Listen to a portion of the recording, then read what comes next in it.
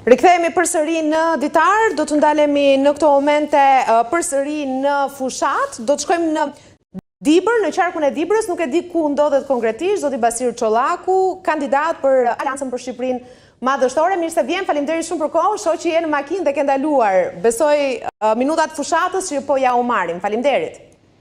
Kemi ndaluar ne për fushata, faleminderit Denisa.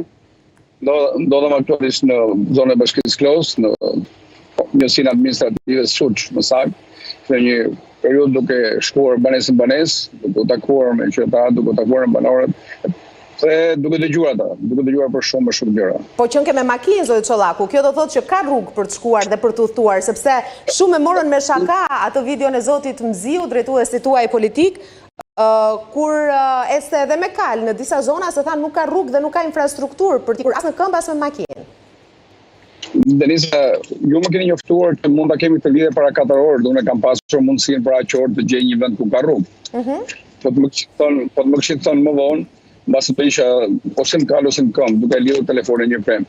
Jo, pamundësia e rrugëve këtu është ka rreth 9 fshatra, 2 bashkitë Klos dhe Madh, ose Borrel, që është saktësisht e martesa e hershme, dhe nëse ju do të vini, edhe unë bashkë me kolegë dhe e dim se si udhëtohet në këto zona, rruga është vetëm fjalë e shkruar në letër, pamundësia e infrastrukturës është e krahasueshme me kohën para diktaturës.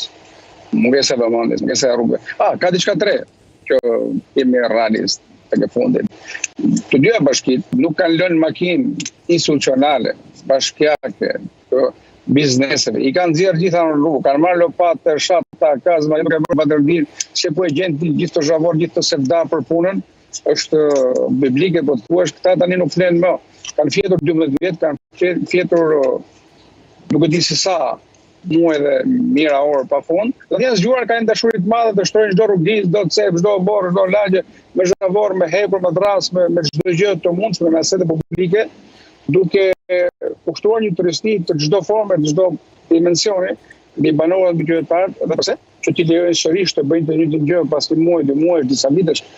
Gjendja e shpërdorimit dhe abuzimit e shoqëruar kjo me presion, edhe pushteti, edhe punësimi, edhe të formave tjera, gridhe më tej, do dalim më tek zeza besoj, sepse unë kam parë edhe nga arkivimi më vinë jo pak emra, jo pak fakte, forestatat e zeza që gjezdisin në qytet dhe në përfshatra, nuk besoj se ata kanë arsye turistike për të qenë këtu, shmoj se kanë arsye tërësisht elektorale, duke parë dhe personazhe që i shoqërojnë dhe shoqërohen.